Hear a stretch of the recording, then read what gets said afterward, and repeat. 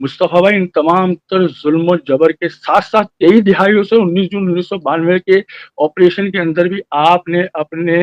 عوام جو الطاف حسین بھائی سے لازوال محبتیں کرتے ہیں، وہ بچیاں، بہنیں، مائیں، بزرگ، بچے جن کے ساتھ ظلم و تشدد ہوا، جن کو نکال کے جنگی مجرموں کی طرح گھروں سے باہر نکالا وہاں سے لے کر کے، اور انہوں نے ان تمام تر جبر کے باوجود بھی الطاف حسین بھائی کا ساتھ نہیں چھوڑا. آج بھی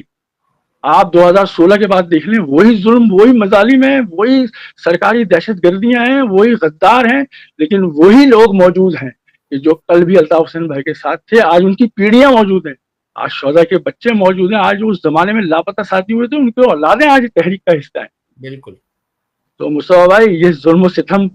انشاءاللہ تعالیٰ آئندہ اگر 50 سال 100 سال بھی چلیں گے تو انشاءاللہ تعالیٰ ان کو حق کی بات کرنے والے اور الطاف حسین بھائی اور ان کے نظریے سے محبت کرنے والے 50 سال بعد اور 100 سال بعد بھی ان کے سامنے کھڑے ہوں گے.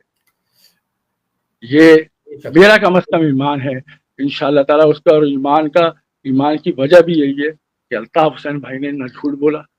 الطاف حسین بھائی نے نہ اپنی قوم سے غداری کری، نہ الطاف حسین بھائی نے کسی بڑی سے بڑی قیمت کو لینے کے لیے کبھی اقرار کیا. الطاف حسین بھائی سچائی کے ساتھ، ایمانداری کے ساتھ، اپنی عمر کے اس حصے میں بھی اپنی بہت ساری پریشانیوں کے باوجود بھی، تنگ دستی کے باوجود بھی، مفلسی کے باوجود بھی، وہ قائد کی کل اور آج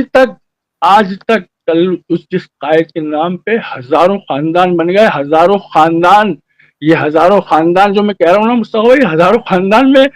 کہہ نہیں رہا ہوں، یہ عملاً ایسا ہی ہوا ہے کہ لوگوں کے ماں باپ، بہن بھائی، ان کی آل اولاد آج ان کے پوتے پوتیاں بھی الطاف حسین بھائی کے صدقے میں کھا رہے ہیں رزق. خواہ وہ حرام کھا رہے ہوں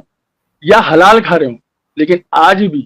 حرام اور حلال کا لفظ اس لیے میں نے کہا کہ آج بھی جن لوگوں نے تحریک سے نوکری نہیں، جن لوگوں نے جو کچھ بھی کیا، وہ آج بھی وفادار ہیں، الطاف حسین بھائی کا احسان مانتے ہیں اپنی قوم کا. اور آج بہت سارے ایسے ہیں کہ جن کے سب کچھ بن گئے، وہ حرام زادے آج بھی تحریک اور قائد پہ انگلی اٹھاتے ہیں، یعنی کہ وہ آج بھی جو ہے وہ کھا رہے ہیں لیکن حرام کر کے کھا رہے ہیں.